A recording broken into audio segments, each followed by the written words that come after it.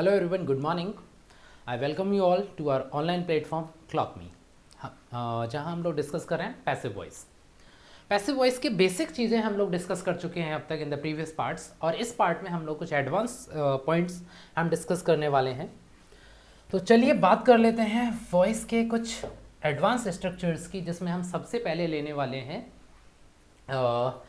अभी हमने कौन कौन से सेंटेंसेस देखे। सिंपल सेंटेंसेस हमने देखे, हमने इंटेरोगेटिव देखी, ओके, और क्या देखा हमने इंपेरेटिव सेंटेंसेस भी देख लिए।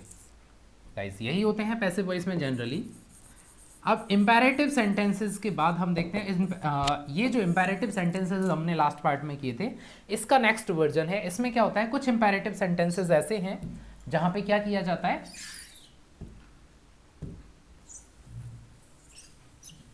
जो देखिए ये है इंपेरेटिव सेंटेंसेस, इंपेरेटिव्स या imperative sentences expressing advice.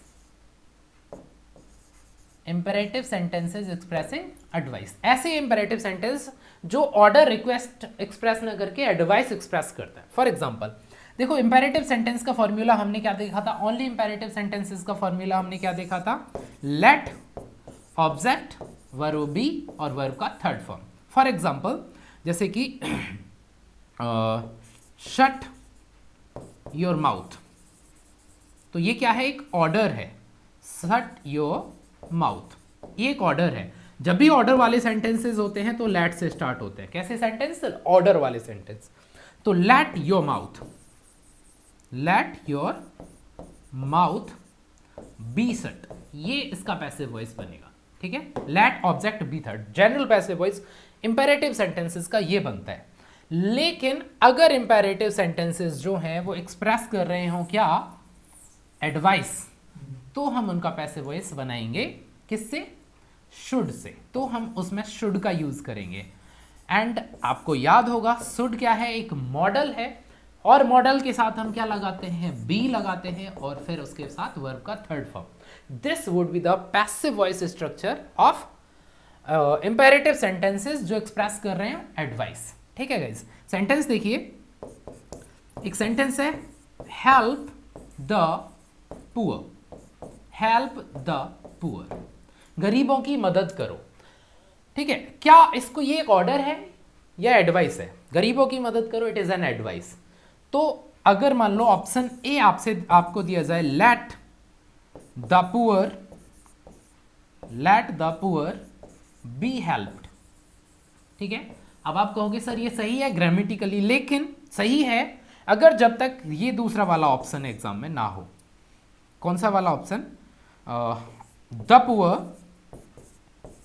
The poor should be helped. मान लीजिए आपको ऑप्शंस में दोनों ही ऑप्शंस मिल जाते हैं, let the poor be helped ये भी सही है, और the poor should be helped ये ज्यादा सही है। तो इसलिए आपका आंसर होगा ऑप्शन बी। तो help the poor because it is expressing advice, advice express करने के लिए हम यूज करते हैं शुड, और शुड एक मॉडल है, मॉडल के साथ बी प्लस वर्ब का थर्ड फॉर्म हम लगाते हैं। इसके और एग्जांपल देखते हैं। देखिए,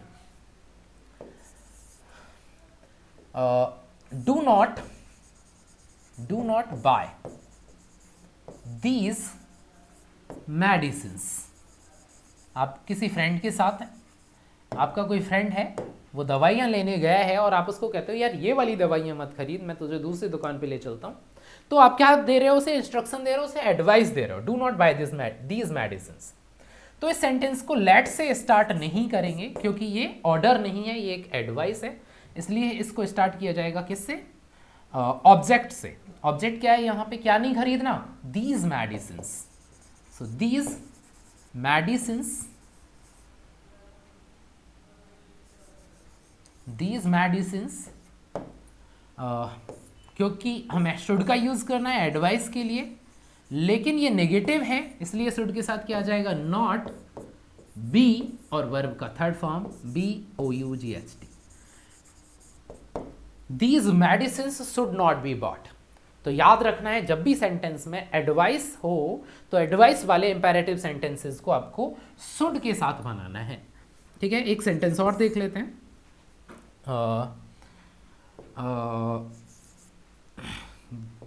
गिव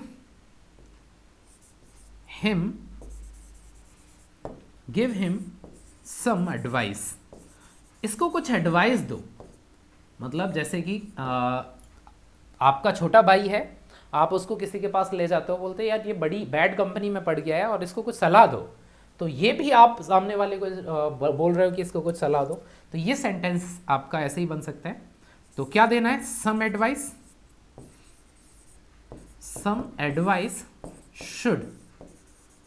शुड के साथ बी लगाएंगे और वर्ब का थर्ड फॉर्म, गिव की थर्ड फॉर्म क्या होगी, given to him, some advice should be given to him, क्योंकि सेंटेंस में दो ऑब्जेक्ट हैं, इनडायरेक्ट ऑब्जेक्ट और direct object, IO and DO।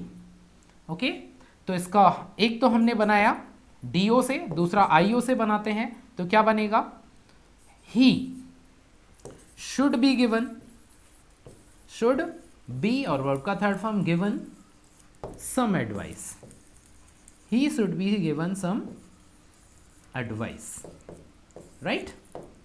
So I hope ये क्लियर हो गया होगा आप लोगों को कि जनरली हम क्या बनाते हैं इंपेरेटिव का, लेट ऑब्जेक्ट बी और वर्ब का थर्ड फॉर्म, लेकिन ये ऑर्डर का इस सेंटेंस में क्या एक्सप्रेस होता है, ऑर्डर। लेकिन अगर हमें एडवाइस वाले सेंटेंस बनाने हैं तो हम शुड का यूज करेंगे। क्लियर। अब हम बात करेंगे ऐसे सेंटेंसेस की जिनमें डबल ऑब्जेक्ट हो, sentences with double objects, sentences with double object. अभी देखा हमने अलग ही ऐसा सेंटेंसेस विद डबल ऑब्जेक्ट। एक बार डबल ऑब्जेक्ट को और डिस्कस कर लेते हैं। तो जब सेंटेंस में डबल ऑब्जेक्ट्स होंगे, ठीक है, दो ऑब्जेक्ट होने पर क्या होगा, एक होगा इनडायरेक्ट ऑब्जेक्ट, एक होगा इनडायरेक्ट ऑब्जेक्ट और दूसरा होगा direct object. Okay okay sir, तो करना क्या है, इनडायरेक्ट ऑब्जेक्ट जो होता है उसकी पहचान कैसे करेंगे, वो कोई पर्सन होता है। क्या होता है, पर्सन होता है। लाइक प्रीवियस सेंटेंस में देखिए, गिव हिम, तो उसे देना है, तो ये क्या है, एक पर्सन है, इसलिए ये इनडायरेक्ट ऑब्जेक्ट है। ठीक है, यहां देखिए डायरेक्ट ऑब्जेक्ट जो होता है वो कोई थिंग होगी, ठीक है, कोई ऑब्जेक्ट होगा, कोई चीज होगी। ठीक है, इसको कहेंगे डायरेक्ट। ये जो है ये हुम के आंसर में हमें मिलेगा, इन हिंदी में बोले तो किसे के आंसर में या किसको के आंसर में, और ये हमें मिलेगा व्हाट के क्वेश्चन के आंसर में। क्या दिया उसने, सम एडवाइस। क्या देनी है उसे, सम एडवाइस। किसे देनी है, हिम को, गिव हिम सम एडवाइस। देखते हैं सेंटेंस। अब दो ऑब्जेक्ट हैं तो दो पैसिव वॉइस पॉसिबल है। अब मेन चीज क्या है कि पहले कौन सा ऑब्जेक्ट लगाना है। जनरली हम इनडायरेक्ट ऑब्जेक्ट को पहले लिखते हैं और डायरेक्ट ऑब्जेक्ट को बाद में लिखते हैं। Number 1 indirect, number 2 direct. अगर आप इस सीक्वेंस को चेंज करते हैं, इस क्रम को अगर आप बदलते हैं, डायरेक्ट ऑब्जेक्ट को पहले लिखते हैं और इनडायरेक्ट ऑब्जेक्ट को बाद में लिखते हैं, तो इन दोनों के बीच में क्या लगाना पड़ेगा, टू या फॉर में से कोई एक वर्ड। फॉर कुछ ही वर्ब के साथ आता है, जैसे कि सेंड के साथ या बाय के साथ। ठीक है, ज्यादातर वर्ब के साथ टू ही आता है। ठीक है, तो ये ध्यान रखना है। अब हम जब सेंटेंस को पैसिव वॉइस में चेंज करेंगे तो कौन से वाले ऑब्जेक्ट से बनाएं। जनरली हम इनडायरेक्ट ऑब्जेक्ट यानी कि जो पर्सन होता है उसी को ज्यादा इंपॉर्टेंस देते हैं, वस्तु को इंपॉर्टेंस देने की बजाय। भाई वस्तुओं का इंपॉर्टेंस ह्यूमन बीइंग से ज्यादा नहीं होता, इसलिए ह्यूमन बीइंग्स को ज्यादा जनरली ज्यादा इंपॉर्टेंस दिया जाता है। इसलिए यहां पर हम क्या करेंगे, ह्यूमन बीइंग को इंपॉर्टेंस देंगे, पर्सन को इंपॉर्टेंस देंगे। तो एक बार कुछ सेंटेंस देख लेते हैं। वैसे तो हम देख चुके हैं इसके एग्जांपल्स। देखिए, my uncle gave me a watch. My uncle gave me a watch on my birthday. मेरे अंकल ने मुझे क्या दिया, एक गिफ्ट दी। कब दी, मेरे बर्थडे पर। ये टाइम है, टाइम बताने वाले और प्लेस टाइम और प्लेस क्या होते हैं बताइए जरा, मैं बता चुका हूं। टाइम और प्लेस बताने वाले वर्ड्स जो हैं वो ऑब्जेक्ट नहीं एडवर्ब्स होते हैं। ओके, ये ऑब्जेक्ट नहीं होते हैं, ठीक है। ऑब्जेक्ट क्या है यहाँ पे, क्या दिया, वॉच, वॉट, ठीक है। किसे दी, मुझे, हुम, ये दोनों ऑब्जेक्ट हैं यहाँ पे। अब दो ऑब्जेक्ट हैं तो पहले क्या है, इनडायरेक्ट ऑब्जेक्ट, तो ये पहले आ जाएगा आई। टेंस कौन सा है, वर्ब की सेकंड फॉर्म यानी कि पास्ट टेंस। पास्ट टेंस का पैसिव वॉइस कैसे बनाते हैं, वॉज वर्ब प्लस वर्ब का थर्ड फॉर्म बना के, ठीक है। तो आई वॉज, गिव की third form given, I was given a watch, दूसरा ऑब्जेक्ट आ जाएगा।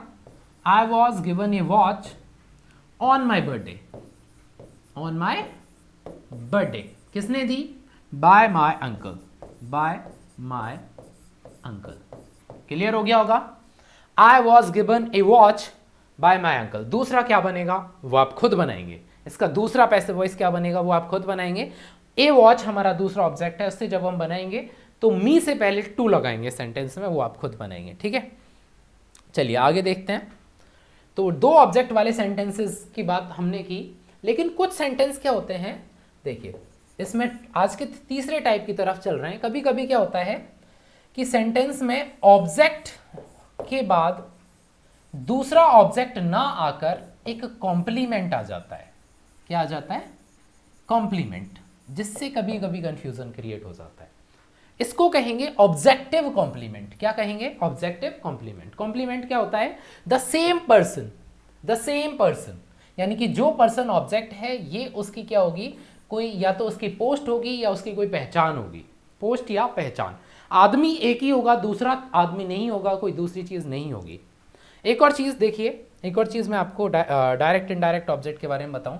जब सेंटेंस में डबल ऑब्जेक्ट हो तो एक इनडायरेक्ट यानी कि पर्सन होगा, एक डायरेक्ट यानी कि कोई थिंग होगा।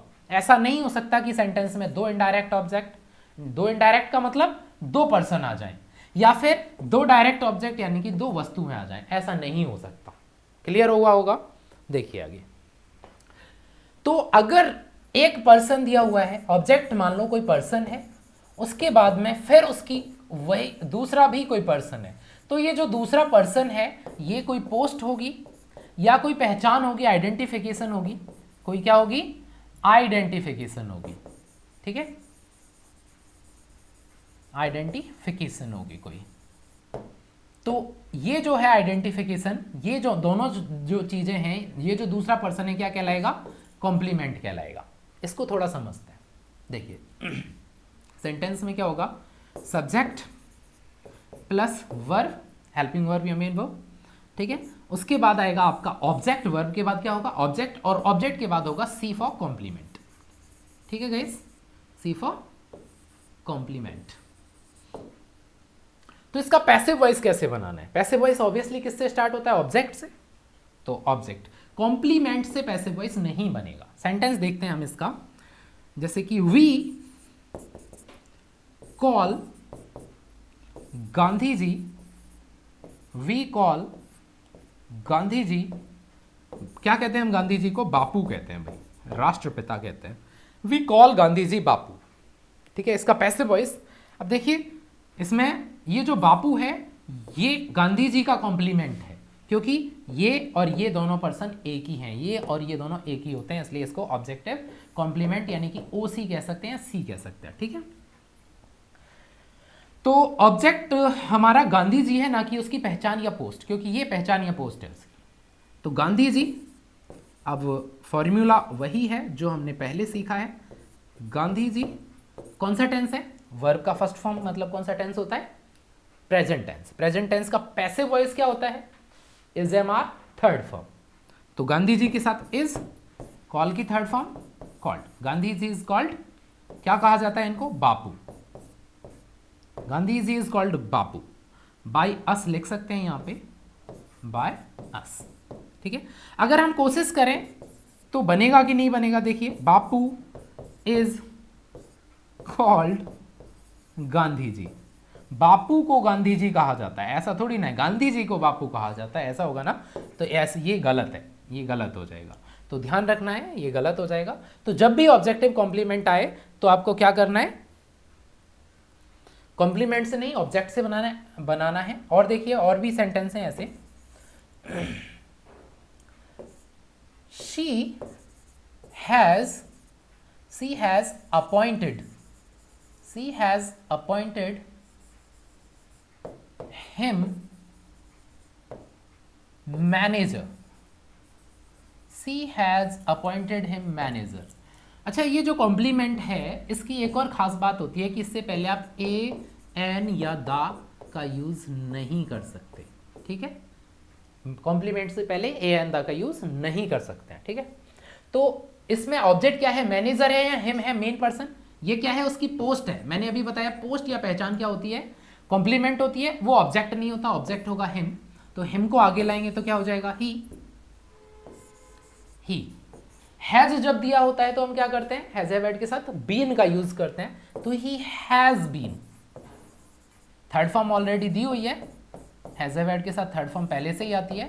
तो ही हैज बीन अपॉइंटेड, क्या अपॉइंट किया गया है उसको, he has been appointed manager by, किसके द्वारा, शी के द्वारा, तो सी का हो जाएगा हर। तो he has been appointed manager by her. ऐसा नहीं हो सकता, बना के एक बार देख लेते हैं। Manager has been appointed, manager को अपॉइंट किया गया है। अब हिम का क्या करेंगे, इसका कोई मीनिंग ही नहीं रह जाएगा, तो ये सेंटेंस पॉसिबल नहीं है। तो आई होप ये जो हमारा तीसरा जो पैटर्न था हमारा, जिसमें हमने डबल ऑब्जेक्ट और ऑब्जेक्टिव कॉम्प्लीमेंट की हमने बात की, वो आप लोगों को अच्छे से समझ में आया होगा। अब हम मूव करेंगे नेक्स्ट और वेरी इंपॉर्टेंट पार्ट की तरफ। आज का फोर्थ टाइप है जिसमें हम बात करेंगे पैसिव वॉइस ऑफ इन्फिनिटिव्स। किसकी बात करेंगे, पैसिव वॉइस ऑफ इन्फिनिटिव। अच्छा, हमें पैसिव वॉइस नहीं सीखने हैं, पैसिव टू एक्टिव भी सीखने हैं। तो पैसिव वॉइस ऑफ इन्फिनिटिव्स, देखिए तो पैसिव वॉइस ऑफ इन्फिनिटिव्स में क्या करना है। देखिए इन्फिनिटिव होता क्या है, पहले तो ये बता दूं आपको। इन्फिनिटिव जनरली होता है 2 + V1। इन्फिनिटिव होता है 2 + V1, ठीक है। ये इन्फिनिटिव होगा और ये एक्टिव वॉइस का इन्फिनिटिव है। कौन से वॉइस का है, एक्टिव का इन्फिनिटिव होगा 2 + V1। तो पैसिव का इन्फिनिटिव क्या होगा, 2 के साथ बी का यूज करेंगे और वर्ब की कौन सी form, third form. Passive voice में हमेशा वर्ब की थर्ड फॉर्म, तो 2B वर्ब का थर्ड फॉर्म आएगा। ये हो जाएगा हमारा पैसिव का इन्फिनिटिव, पैसिव इन्फिनिटिव बोलेंगे इसको। तो active infinitive 2 + V1, passive infinitive 2 + B + verb का थर्ड फॉर्म, ठीक है। एक बार और समझाते हैं आपको। टू प्ले, ये कैसा इन्फिनिटिव है, एक्टिव इन्फिनिटिव। इसका पैसिव इन्फिनिटिव क्या होगा, टू बी प्लेड। क्या होगा, टू बी प्लेड, ठीक है। जैसे कि एक और देखिए, टू सेल, बेचना। टू सेल मीन्स बेचना, तो बेचा जाए या बेचा जाना क्या हो जाएगा, to be sold, to be sold. ये पैसिव इन्फिनिटिव हो जाएगा। सेंटेंसेस हम डिस्कस करते हैं, इसके सेंटेंसेस कैसे हम बनाएंगे। देखिए पहला सेंटेंस इन्फिनिटिव का, I am going to water the plants. I am going to water the plants. Sentence का मीनिंग गोइंग टू का मीनिंग होता है करने वाले हैं। कोई भी काम को आप करने वाले हो तो आप गोइंग टू यूज करते हो। तो आई एम गोइंग टू मतलब मैं करने वाला हूं। क्या करने वाला हूं, वाटर द प्लांट्स मतलब पेड़ों को, पौधों को पानी देने वाला हूं मैं, ठीक है। I am going to present है, कंटिन्यूअस है, ठीक है। लेकिन अब आपको एक चीज देखिए, इसमें ऑब्जेक्ट कहां है, वर्ब कितने हैं इसमें, पहला वर्ब है, ये मेन वर्ब है आपका, ठीक है। लेकिन ये इन्फिनिटिव नहीं है, इन्फिनिटिव मेन वर्ब नहीं होता है। I repeat, infinitive main verb नहीं होता है, ठीक है। अब यहां पे इन्फिनिटिव ये है 2 + V1, ये है इन्फिनिटिव, ये क्या है, इन्फिनिटिव है। इन्फिनिटिव का पैसिव वॉइस अभी हमने बनाया था, to plus be plus verb का थर्ड फॉर्म, ये इन्फिनेटिव है।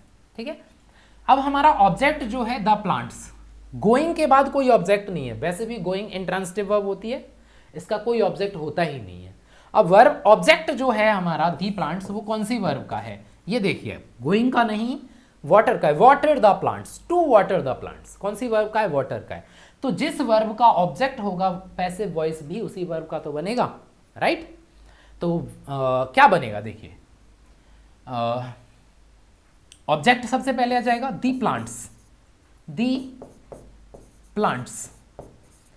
अब जनरली क्या होता है, यहां पर कंटिन्यूअस टेंस दिखाई देता है तो बीइंग यूज करते हैं बच्चे, कंटिन्यूअस टेंस देखा तो बीइंग आएगा जी, नहीं, यहां पर पैसिव वॉइस जो है हम गोइंग का नहीं बना रहे हैं, यानी कि इस प्रेजेंट कंटिन्यूअस के वर्ब का नहीं बना रहे हैं, हमें पैसिव वॉइस इस वर्ब का बनाना है जिसका ऑब्जेक्ट है टू वाटर का पैसिव वॉइस। तो ये एज इट इज रहेगा, प्लांट्स के साथ एम का आर हो जाएगा, the plants are going, the plants are going, इसमें कोई चेंज नहीं करना है। अब टू वाटर का पैसिव फॉर्म क्या होता है, to plus be plus verb का थर्ड फॉर्म, तो to be watered, to be watered, the plants are going to be watered, और सब्जेक्ट रह गया बस बाय मी, समझ में आया, the plants are going to be watered by me. एक और सेंटेंस हम इसी पैटर्न पे देखते हैं ताकि आपको अच्छे से समझ में आए। देखिए, सी इज गोइंग टू बहुत यूज होता है, she is going to serve the dinner, she is going to serve the dinner, वो डिनर सर्व करने वाली है। गोइंग टू का मीनिंग क्या होता है, गोइंग टू मीन्स करने वाली है, she is going to serve the dinner. अब देखिए ऑब्जेक्ट कहाँ है, यहाँ पे गोइंग का कोई ऑब्जेक्ट नहीं है, सर्व, क्या सर्व होने वाला है, ये ऑब्जेक्ट है, डिनर सर्व होने वाला है, तो डिनर किसका ऑब्जेक्ट है, सर्व का, ना कि इसका, तो टू सर्व का पैसिव वॉइस बनाएंगे, ये वर्ब जो है वो एज इट इज रहेगी। तो द डिनर ऑब्जेक्ट है हमारा, सबसे पहले ले आएंगे द डिनर इस गोइंग में कोई चेंज नहीं करना है क्योंकि पैसिव वॉइस इसका बनाना ही नहीं है, हमको पैसिव वॉइस बनाना है टू सर्व का, इज गोइंग, अब टू सर्व का passive voice to plus be plus serve का third form served, going to be served, the dinner is going to be served, आप बचा सी, इसका क्या करेंगे, by her, the dinner is going to be served by her. अब only going के साथ में इन्फिनेटिव नहीं आता है, और भी कई सारे पैटर्न है, उनको भी हम डिस्कस करेंगे। देखिए sentence number 3 on the same pattern, I am to teach English, I am to teach English, इस सेंटेंस का मीनिंग है मुझे इंग्लिश पढ़ानी है। क्या मीनिंग है, मुझे इंग्लिश पढ़ानी है, पैसिव वॉइस में, इसमें ऑब्जेक्ट क्या है, टीच वर्ब का ऑब्जेक्ट है इंग्लिश, ठीक है, तो ऑब्वियसली इंग्लिश पहले आ गया।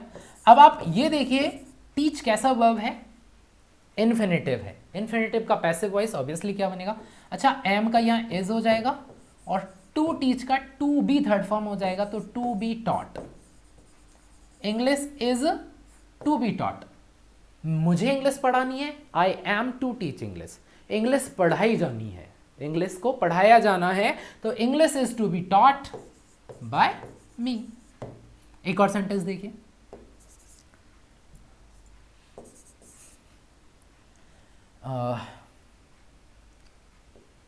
द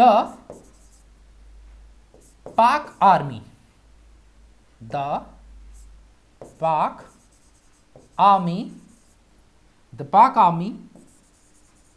had to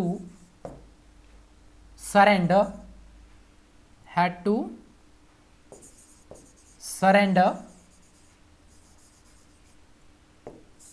their, ये प्लूरल होता है, वेपन्स, पाक आर्मी को क्या करने पड़े, अपने वेपन सरेंडर करने पड़े, तो क्या सरेंडर करना पड़ा, देयर वेपन्स, ठीक है। अच्छा जब भी देयर वेपन्स आता है, जब भी किसी ऑब्जेक्ट के साथ पजेसिव आता है, जनरली हम एसएससी के ऑप्शंस में देखते हैं ये पजेसिव जो है ड्रॉप कर दिया जाता है, क्योंकि ये पैसिव वॉइस जो है ये पर्टिकुलर मीनिंग को गड़बड़ा देता है, सॉरी ये जो पजेसिव है ये मीनिंग गड़बड़ा देता है, इसलिए तो जैसे कि अगर हम लिखेंगे their weapons had to be surrendered by the Pakistan army, उनके वेपन्स को सरेंडर किया गया पाकिस्तान की आर्मी के द्वारा, तो मीनिंग थोड़ा सा, ये सेंटेंस क्या कह रहा है, पाकिस्तानी आर्मी को अपने वेपन सरेंडर करने पड़े।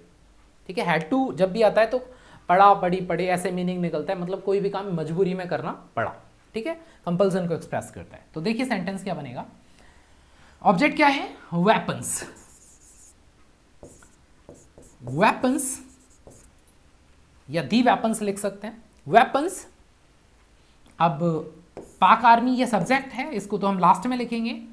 हैड के बाद, हेड का ऑब्जेक्ट नहीं है, सरेंडर का ऑब्जेक्ट है, तो हेड के साथ हेड भी ना लगाएं भाई, ध्यान रखना है, क्योंकि पैसिव वॉइस हेड का नहीं बनाना, हमें टू सरेंडर का बनाना है, तो हेड के साथ बी नहीं आएगा इस सेंटेंस में।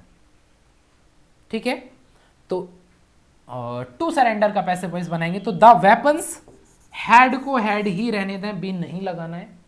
द वेपन्स हैड टू, और टू सरेंडर का टू बी थर्ड फॉर्म होता है, तो to be surrendered, weapons had to be surrendered by the Pakistan army, by the Pak army, right. Pakistan की आर्मी के द्वारा वेपन्स को सरेंडर करना पड़ा, उनको ये काम करना पड़ा। ठीक है भाई, समझ में आ गया। एक और होता है पैसिव वॉइस का, पैसिव वॉइस के कुछ और स्ट्रक्चर्स हैं, उनको भी हम डिस्कस करेंगे, सॉरी पैसिव वॉइस के नहीं, इन्फिनेटिव्स के, ये सिंपल स्ट्रक्चर्स थे। देखिए इन्फिनेटिव का एक और स्ट्रक्चर है, नेक्स्ट पैटर्न की तरफ चलेंगे, इट इज टाइम वाले स्ट्रक्चर्स हैं।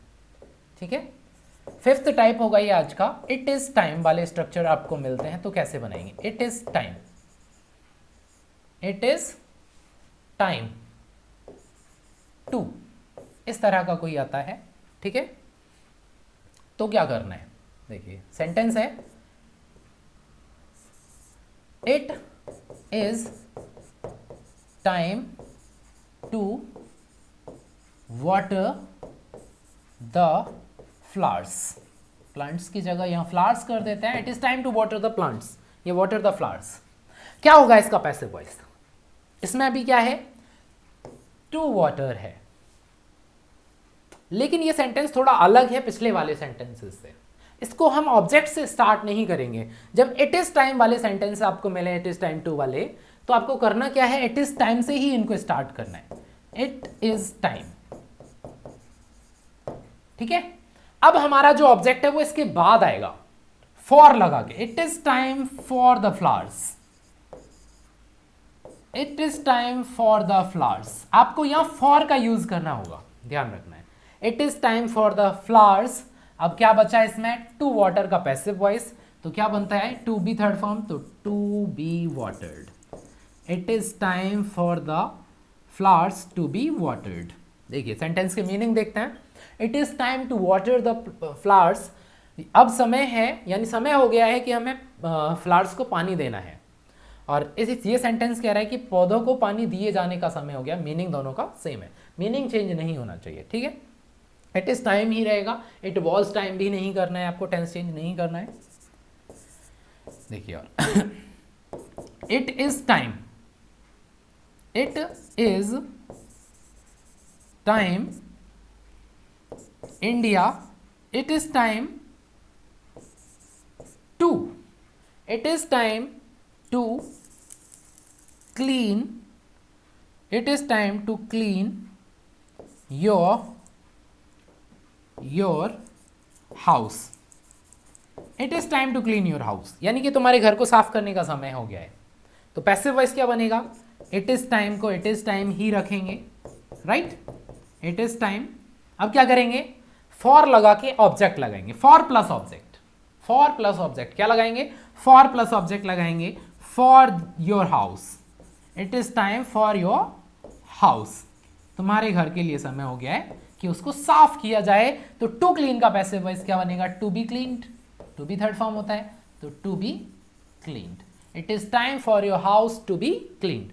तो याद रखना है, जब भी इट इज टाइम वाले सेंटेंसेस आपको मिले तो उनको पैसिव में हमें फॉर का यूज करना है, स्पेशली इसको याद रखना है कि फॉर आएगा। ठीक है, एक सेंटेंस और कर लेते हैं, चलिए, it is time, it is time to it is time to teach him a lesson. उसको सबक सिखाने का टाइम आ गया है। कौन सा समय आ गया है? उसको सबक सिखाने का टाइम आ गया। बहुत उधम मचा रहा है आजकल, वो बहुत हवा में उड़ रहा है। तो देखिए दो ऑब्जेक्ट हैं, हिम और ए लेसन। क्या और किसे? ठीक है, क्या सिखाना है? एक सबक। और किसे सिखाना है? हिम को। तो मैंने बताया था जब दो ऑब्जेक्ट हों तो पर्सन, ह्यूमन बींग्स को ज़्यादा इंपॉर्टेंस देते हैं हम, तो पर्सन को इंपॉर्टेंस देंगे तो हिम पहले नहीं आएगा। पहले क्या करना है? It is time. It is time. अब क्या करेंगे? ऑब्जेक्ट को फॉर लगाकर लिखेंगे तो फॉर हिम।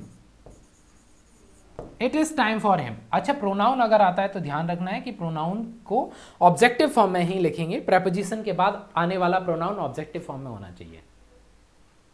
प्रेपोजिशन के बाद क्या आता है? ऑब्जेक्ट आता है, सब्जेक्ट नहीं आता है। ठीक है, ध्यान रखना। It is time for him. अब क्या आएगा? ऑब्जेक्ट के बाद वर्ब आएगा, तो टू टीच का क्या होगा? To be taught. To be taught a lesson, दूसरा object. It is time for him to be taught a lesson. उसके लिए समय हो गया कि उसको अब सबक सिखाया जाए, तो it is time for him to be taught a lesson. और ऐसे भी बना सकते हैं, it is time for a lesson to be taught to him. It is time for a lesson to be taught to him. अगर him को हम ए lesson को यहां लेके आते हैं और हिम को बाद में लिखते हैं, इनडायरेक्ट ऑब्जेक्ट को डायरेक्ट के बाद ले जाते हैं, तो टू या फॉर का यूज करते हैं। ये हम देख चुके हैं। ठीक है गाइस, तो ये था पैसिव इन्फिनेटिव का स्ट्रक्चर। इन्फिनेटिव का एक और स्ट्रक्चर है, वो भी हम नहीं छोड़ेंगे। कुछ भी मिस नहीं करना है, बिकॉज हमारा टारगेट है 20 आउट ऑफ 20। जो हमारा 200 मार्क्स का सेकंड पेपर में 200 मार्क्स की इंग्लिश आती है, उसमें 20 क्वेश्चन सीधे सीधे पैसिव वॉइस के आते हैं। देखिए 6 पैटर्न है आज का। इसमें क्या होता है? बेयर इन्फिनेटिव होता है एक। क्या होता है? कुछ वर्ब हैं जिनके साथ हम बेयर इन्फिनेटिव का यूज करते हैं। बेयर इन्फिनेटिव, ठीक है। अब ये बेयर इन्फिनेटिव जो है, जब आप पैसिव वॉइस में चेंज करते हो, एक्टिव में अगर आपको बेयर इन्फिनेटिव दिया हुआ है तो पैसिव वॉइस में आप फुल इन्फिनेटिव का यूज करोगे। यानी कि बेयर इन्फिनेटिव पैसिव वॉइस में फुल इन्फिनेटिव हो जाता है। क्या हो जाता है? फुल इन्फिनेटिव हो जाता है। तो बेयर का मतलब होता है विदाउट टू। बेयर इन्फिनेटिव क्या होता है? अभी हमने देखा इन्फिनेटिव क्या होता है? फुल इन्फिनेटिव होता है 2 + V1। अभी हमने देखा था पिछली वाली में। ठीक है, अब इसका ऑपोजिट क्या होता है? इसमें से 2 हटा दो, ओनली वर्ब की फर्स्ट फॉर्म रह जाए। जैसे कि गो लिखूं, गो जो है ये एक बेयर इन्फिनेटिव है। याद रखिएगा, ये क्या है? वर्ब की फर्स्ट फॉर्म अगर सेंटेंस में ना यूज हो रही हो ना, तो वो क्या होती है?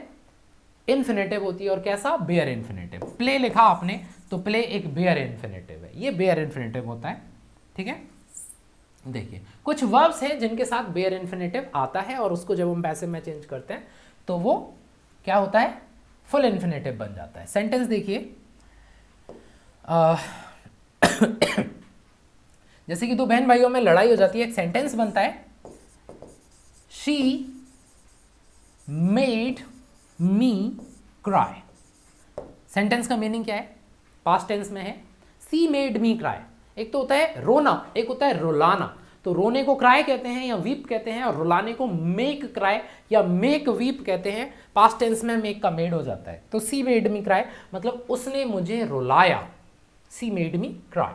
तो इसका पैसिव वॉइस बनाते हैं। ऑब्जेक्ट है क्या इसमें? मेड वर्ब है हमारा, वर्ब का ऑब्जेक्ट है, किसे रुलाया? मी को। तो ऑब्वियसली आई पहले आ जाएगा। ठीक है, कौन सा टेंस है? वर्ब का सेकंड फॉर्म है। यहाँ पे सेकंड फॉर्म कौन सा tense? Past tense. Past tense का passive voice was verb plus verb की थर्ड फॉर्म होती है। ठीक है, तो आई के साथ वॉज के साथ वर्ब की थर्ड फॉर्म मेड। अब देखिए एक वर्ब तो ये हो गई, ये सेकंड फॉर्म है, दूसरी वर्ब ये हो गई, ये वर्ब की फर्स्ट फॉर्म है। तो जब एक सेंटेंस में दो वर्ब आए तो समझ लेना, या तो वो इन्फिनेटिव होगी, टू के साथ आएगी, या फिर मतलब मेन वर्ब नहीं होगी। अगर वर्ब की फर्स्ट फॉर्म है तो वो बेयर इन्फिनेटिव है। एक वर्ब मेन वर्ब है और उसके साथ दूसरी वर्ब की फर्स्ट फॉर्म है तो वो बेयर इन्फिनेटिव है। तो आई वॉज मेड, अब मी का तो आई हो गया, बचा क्राई। तो इस क्राई का बेयर इन्फिनेटिव का क्या करना होता है? Full infinitive. तो इसको कर देंगे to cry. I was made to cry, किसके द्वारा? By her, by my sister. ठीक है, I was made to cry. देखिए सेंटेंस है, उसने मुझे रुलाया, और इस सेंटेंस का मीनिंग है पैसिव का, I was made to cry मतलब मुझे रुलाया गया बाय हर, उसके द्वारा। सेंटेंस और देखिए, ज़्यादातर मेक के साथ ही आपको ये मिलेगा बेयर इन्फिनिटिव देखने को।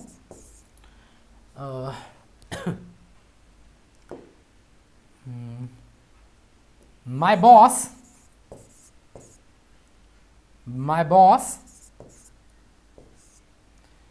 Made, my boss tense change कर देते हैं, has made me deliver this parcel to you. Sentence का मीनिंग देखिए, my boss has made me, मेरे बॉस ने मुझसे करवाया है, क्या करवाया है, made me deliver this parcel, क्या डिलीवर करवाया है, ये पार्सल, टू यू, तुम्हारे पास। इसमें ऑब्जेक्ट देखिए, हैज मेड वर्ब का ऑब्जेक्ट क्या है, मी, हैज मेड मी, ठीक है, मुझसे करवाया है काम, ठीक है।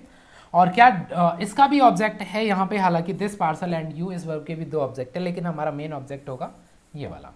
सेंटेंस क्या बनेगा, मी का हो जाएगा I, has made, has have had का क्या पैसे होता है, हैज बीन या have been, has have had के साथ बीन लगाते हैं, तो आई के साथ हैव आएगा, टेंस चेंज नहीं करना है, I have been made, I have been made. अब देखिए यहां वर्ब आ गया, वर्ब की थर्ड फॉर्म है ये हैज हैव हैड के साथ। अब देखिए मेन वर्ब के साथ सेंटेंस में दूसरा वर्ब है, और कौन सा फॉर्म है, फर्स्ट फॉर्म। मेन वर्ब के साथ सेंटेंस में दूसरा वर्ब है और वो फर्स्ट फॉर्म में है, तो इसका मतलब वो बेयर इन्फिनिटिव है, ठीक है। और उसको किस में चेंज करना है, फुल इन्फिनिटिव में। तो I have been made to deliver, तो डिलीवर का क्या हो जाएगा, टू डिलीवर हो जाएगा, I have been made to deliver this parcel to you. समझ में आ गया होगा, ठीक है। तो बेयर इन्फिनेटिव जो है वो फुल इन्फिनेटिव में चेंज हो जाता है। This was the point of this question of this type. देखिए आगे देखते हैं 7th नंबर का टाइप आज का। इसमें हमें देखना है अगर किसी सेंटेंस में AOM हो, हालांकि मैं एक बार पहले बता चुका हूं प्रीवियस क्लास में ये पार्ट। AOM का मतलब है एडवर्ब ऑफ मैनर। क्या मीनिंग है इसका, एडवर्ब ऑफ मैनर। क्या मीनिंग है, एडवर्ब ऑफ मैनर। अब एडवर्ब ऑफ मैनर की पहचान जनरली क्या होगी कि इसमें ly लगा होगा। क्या लगा होगा, ly। दूसरा ly ना हो तो देखिए कुछ एडवर्ब हैं जैसे कि वेल है, इसमें ly नहीं लगता। कुछ एडवर्ब ऐसे भी हैं जिनमें ly नहीं लगता। तो अगर किसी वर्ड में ly लगा है तो वो एडवर्ब ऑफ मैनर है, कुछ में नहीं भी लगता है तो उनकी पहचान कैसे करेंगे, हाउ के आंसर में आएंगे। क्या बताएंगे, मैनर बताएंगे। मैनर का मतलब होता है तरीका, यानी कि काम करने का तरीका। वे वर्ड्स जो काम करने का तरीका बताते हैं उनको एडवर्ब ऑफ मैनर कहते हैं। क्या कहते हैं, एडवर्ब ऑफ मैनर कहते हैं। किसके आंसर में आते हैं, हाउ के आंसर में। जैसे कि मैंने सक्सेसफुली काम किया, कैसे किया, सक्सेसफुली। उसने चुपचाप मेरी बुक चुरा ली, चुपचाप को कहते हैं सीक्रेटली। कैसे चुराई, सीक्रेटली चुराई। कैसे को क्या कहते हैं, हाउ। तो कैसे के आंसर में या हाउ के आंसर में जो वर्ड आएंगे वो एडवर्ब ऑफ मैनर होंगे। अब आपको करना क्या है कि पैसिव वॉइस में, इन पैसिव वॉइस जो एडवर्ब ऑफ मैनर है उसको क्या करना है, AOM को वर्ब की थर्ड फॉर्म से पहले लगाना है। कहां लगाना है, वर्ब की थर्ड फॉर्म से पहले लगाना है, ठीक है। देखिए कुछ सेंटेंस इसके देखते हैं। she has won 3 medals successfully।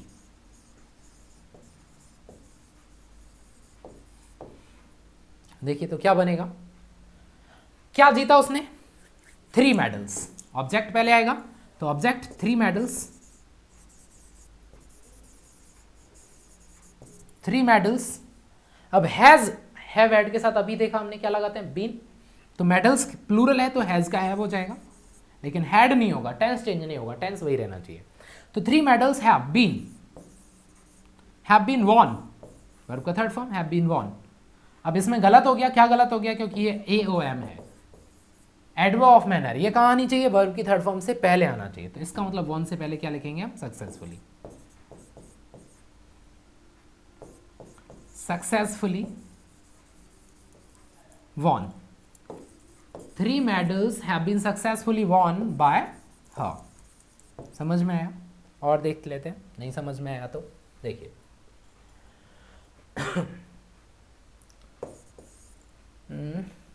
Sachin Tendulkar, तो Sachin pledge cricket very well. कैसे खेलता है भाई, बहुत अच्छे से खेलता है। वेल और गुड दोनों का मीनिंग अच्छा होता है, दोनों में डिफरेंस क्या है मालूम है आपको? वेल एक एडवर्ब है और गुड एक एडजेक्टिव है। गुड नाउन को या प्रोनाउन को क्वालिफाई करता है और वेल वर्ब को क्वालिफाई करता है। ठीक है, ध्यान रखिएगा, दोनों की डिग्री एक जैसी होती है, गुड बेटर बेस्ट और वेल बेटर बेस्ट। वेल की डिग्री भी बेटर बेस्ट होती है। तो इसमें ऑब्जेक्ट क्या है, क्या खेलता है, क्रिकेट खेलता है भैया। सचिन प्लेज क्रिकेट होगा, ये खेलता है, एक्चुअली खेलता था, हम प्रेजेंट में लिखते हैं। तो क्रिकेट आज भी खेलता है। खैर क्रिकेट कौन सा टेंस है, वर्ब का फर्स्ट फॉर्म प्लस ऐसे यस कौन सा टेंस होता है, प्रेजेंट। और प्रेजेंट का पैसिव वॉइस सिंपल का is am are third form क्या होता है, is am are third form. तो क्रिकेट के साथ इज और वर्ब का third form played, is am are third form तो is played. Cricket is played, क्या गलत हो गया इसमें, एडवर्ब ऑफ मैनर। वेल नहीं है, वेरी वेल है, यहाँ पे बहुत अच्छे से खेलता है। ये दोनों ही एडवर्ब ऑफ मैनर में आएंगे, इनको वर्ब की थर्ड फॉर्म से पहले लगाना है। तो सेंटेंस बनेगा वेरी वेल प्लेड। आपने ये वर्ड तो सुन रखा होगा अगर आप क्रिकेट के शौकीन है तो, वेल प्लेड। तो cricket is very well played, cricket is very well played by Sachin. Clear? Yes sir. Cricket adverb of manner को कहां लगाना है, वर्ब की थर्ड फॉर्म से पहले लगाना है। एक और सेंटेंस देख लेते हैं।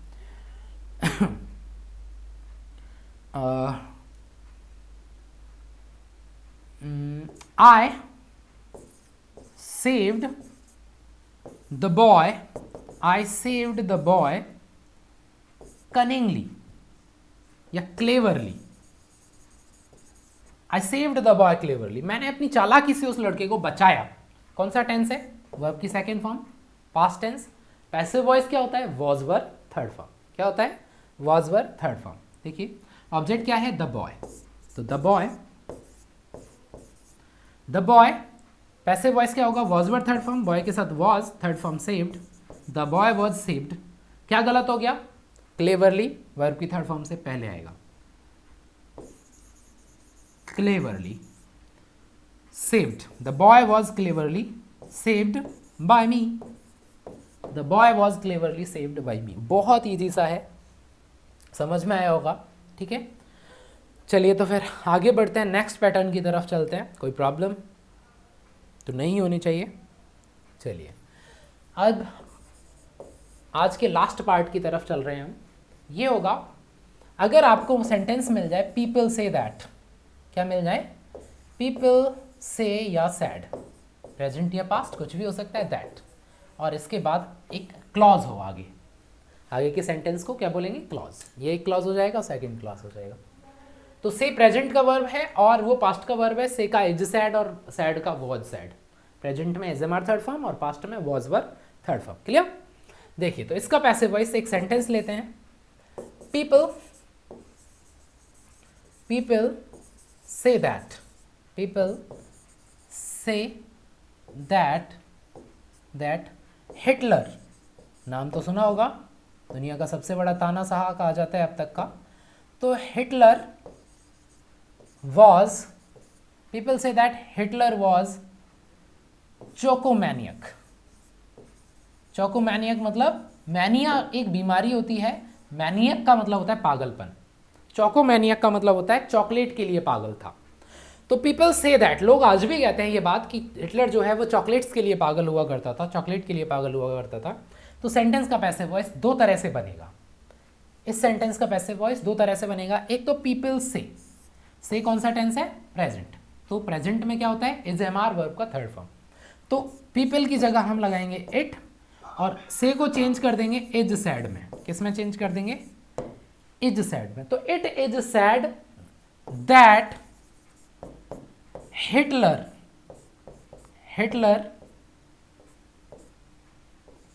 वॉज चोकोमैनियक। ओके, देखिए अब एक बार समझिए क्या किया है मैंने। It is said that, it is said को यानी कि से को इज सैड में चेंज किया है, पीपल को इट से रिप्लेस किया है, बस ये किया है, बाकी आगे का स्ट्रक्चर बिल्कुल सेम है। It is said that Hitler was a चोकोमैनियक। इस सेंटेंस का दूसरा तरीका, मैंने कहा दो तरह से बना सकते हैं, तो नंबर 1 पैटर्न, नंबर 2 पैटर्न क्या होगा इसका, देखिए इसमें जो मेन पर्सन है उसको आप शुरू में ले आइए, जिसके बारे में कोई बात कही जा रही है, तो कौन किसके बारे में कही जा रही है, हिटलर के बारे में, ठीक है, जिसके बारे में कही जा रही है वो हमारा ऑब्जेक्ट, उसको आप ले आइए शुरू में, हिटलर। अब वर्ब वही रहेगी जो पहले थी, हिटलर इज सैड, कहा जाता है ना, इज सैड, ठीक है, इसका पैसिव वॉइस हो गया। अब ये जो वॉज है ये कौन सी वर्ब है, किस वर्ब का टाइप है, याद है आपको, वर्ब बी का टाइप है। Is, am are, was, were are the types of verb be. तो इसको वर्ब बी में चेंज करेंगे, वर्ब बी में चेंज करने के लिए टू बी करना पड़ेगा, इसको क्या करना पड़ेगा, टू बी अपनी तरफ से।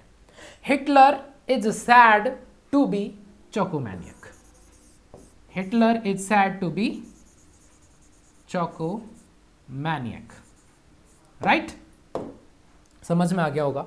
एक सेंटेंस और देखते हैं इसी पैटर्न का। पीपल सैड दैट, लोग कहा करते थे, people said that, people said that the queen was A WITCH विच, जो महारानी थी वो एक जादूगरनी थी, विच का मतलब जादूगरनी, the queen was a witch. People said that, कहा करते थे, यहाँ था से, यहाँ है सैड, बहुत ही सिंपल सा सेंटेंस है, दोनों तरीके से बनाएंगे हम इसको। पीपल की जगह इट लगाना है, सैड यानी कि पास्ट टेंस है, वॉज वर थर्ड फॉर्म आएगा, तो it was said that the queen, आगे के सेंटेंस में कोई चेंज नहीं होगा, the queen was a witch, it was said that the queen was a witch, ठीक है।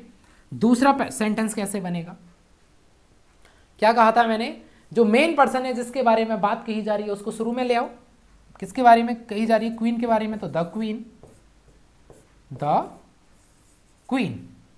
कौन सा टेंस है, पास्ट, तो वॉज सैड, यहां कोई हेर फेर नहीं होगा, द क्वीन वॉज सैड, कहा जाता था कि क्वीन को कहा जाता था, क्वीन वॉज सैड का मतलब है, देखो ये कह रहा है लोग कहते थे, यहां कह रहा है क्वीन को कहा जाता था, पैसिव वॉइस हो गया, तो क्वीन वॉज सैड।